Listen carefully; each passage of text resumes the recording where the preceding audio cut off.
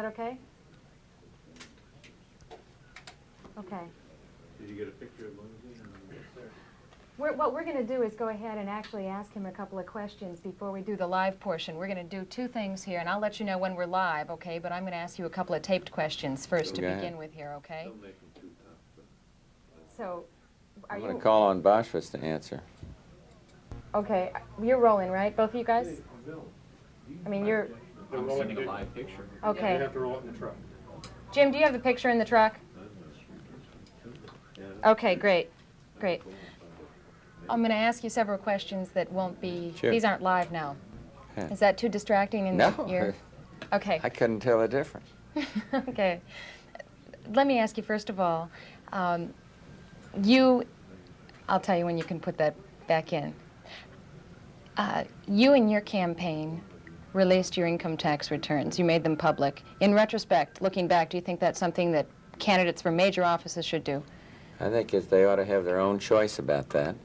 I think there is a difference in presidential and vice presidential level. We're audited every year when others aren't.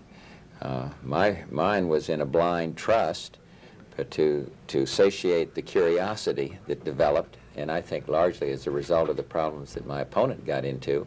We had to actually go and get permission to break the trust, the very trust that was protecting the public against conflict of interest. But I'm very comfortable with the way it all worked out, and it just was a difficult. Do you think it was period. unnecessary for you to do that?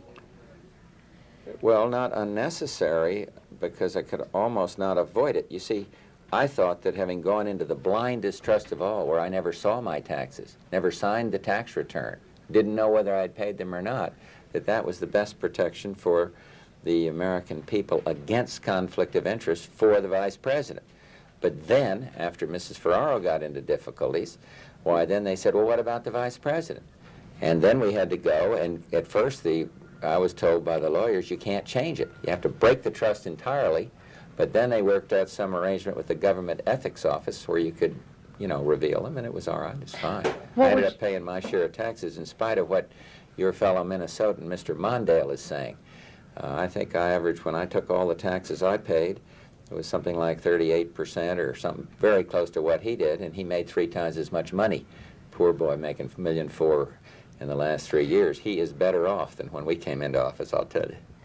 What would your advice be to Senator Rudy Boschwitz about making his income tax returns public? Well, I don't know anything about that. As I said, I think that's a dealer's choice. I think individuals are entitled to do whatever they want to.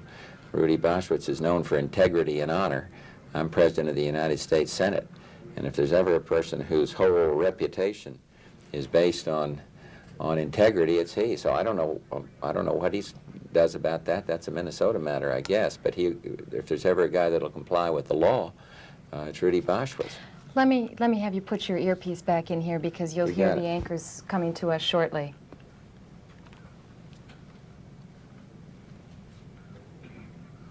In about 2 minutes.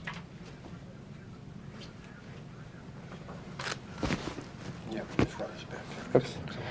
How do you keep track of all the questions that people are asking you every day? I don't know. My problem is keeping track of the answers. There are not too many new questions. They're good questions, though. We're in a high school in Iowa. What's Good, the question strong you wish question. you'd get today? I have none. I've been talking about the debate because I just think it was so good, and our troops in the field in 3 different states are so fired up that that it. Here are some of the figures. Oh, let's see that. Yeah. Well, that's the ABC poll. Look at that. Both of them he wins.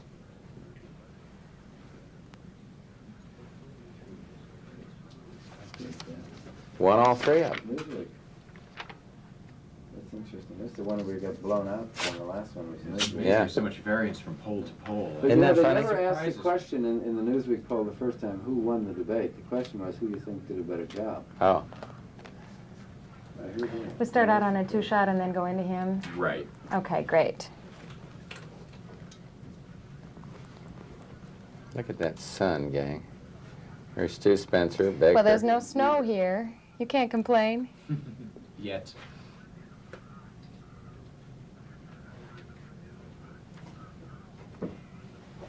My audio is hot?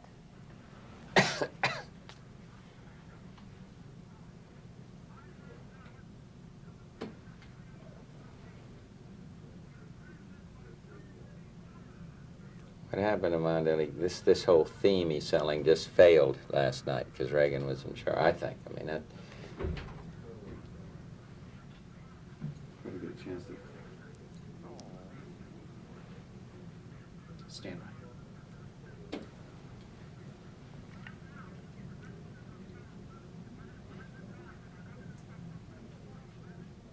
Cindy and Dennis, good afternoon. The Vice President just told me here that he feels that Mondale's theme that he tried to get across last night failed entirely. And, Mr. Vice President, do you feel that it has failed so entirely that the election has now been given to the Republicans? I feel that that we're back really on the move. I'm confident that we'll win the election, but no, I don't think you can ever say it's over until, as Yogi Berra says, it's over. And so just keep working right down to the wire. But clearly, Mr. Mondale, in trying to say Ronald Reagan isn't a leader and he, Mondale, is. He kept telling us how tough he was, Mr. Mondale. His whole record, certainly in national security matters, being to the contrary. The good thing about this debate is the American people saw, not the attack, but they saw a president in touch, in command, knowing his facts, and leading. And they've known it for 3.5 years, but it's been challenged. How close do you think this election is now? I don't know. I have to go by polls, and the polls show us leading by quite a few points. But again, don't count on that, because I've been saying all along it would tighten up. In Minnesota, the common perception has been that we would not see either the Vice President or the President in this state close to election time unless there was confidence in the Reagan-Bush campaign that you would win in your opponent's home state. Are you confident you will win Minnesota? I think if we all do our job right, we can. And I'm here for fundraiser Victory 84, help get that vote out. Yes, we have a fighting shot. And if we can defeat Mondale in the state of Minnesota, it will be a landslide across this country, believe me. And I think we can do it. Is it only a fighting chance, though? Well, again, who knows? I'll have to look at the numbers and analyze them, but I feel that we can win this state. Confidently? Yes, confidently. One of the things we heard last night was former Vice President Mondale again requesting an apology from you. Yes. You're smiling about that. You know what this involves. He has said that you have charged the Democrats with saying that the Marines in Lebanon died in shame. Would you like to take this opportunity in his home state to apologize for that remark? No, I'd like to do it just the way the President did. He gave it just about as much as it deserved, and I'll stand by the President's answer. And Mr. Mondale calls for apologies about this and that, and I think that's a campaign ploy, and I feel very comfortable with where I am now. So I'll stand with the President's answer last night. Moving to another issue here, one that seems to be of great importance to people in this state, and that is a mutual verifiable nuclear weapons freeze. There are indications of support both among Democrats and Republicans in this state. Explain to the people that are listening, number one, why the administration opposes a freeze, number two, what the alternative is to ending the arms race, and address the basic question, is it unrealistic in this day and age to think that we can put an end to the arms race? One, it's not unrealistic. Two, we have a much better idea than a freeze. It's a verifiable, significant reduction, not a limitation that doesn't limit, or a freeze that locks in, particularly on intermediate nuclear force, inferiority for our allies, almost monopoly for the Soviets.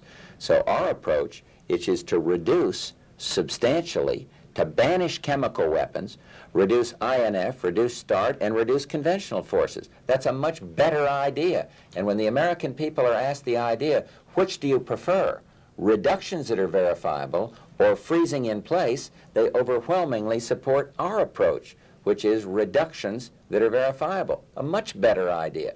And you heard Mr. Mondale fumbling around about how he was going to verify a freeze. Couldn't handle that. And I think verification is difficult, but we've got to think anew. We've got to go for more on-site, and we've got to get the Soviets to understand the world wants reductions in these weapons. And then last, yes, that one of the reasons that Reagan hit it out of the park was because he did project that idealism about at least working towards a day when you don't put people at risk, the population's at risk, where you play defense and then you work to the elimination of all nuclear weapons. That's our objective. Mr. Vice President, thank you very much. Cindy and Dennis, I might add that from here this evening, he will be attending a private fundraiser for the independent Republicans here. They are confident enough. They are trying to take a majority in the Minnesota House, and they'll be using the money they raised tonight in that effort. Back to you in the studio.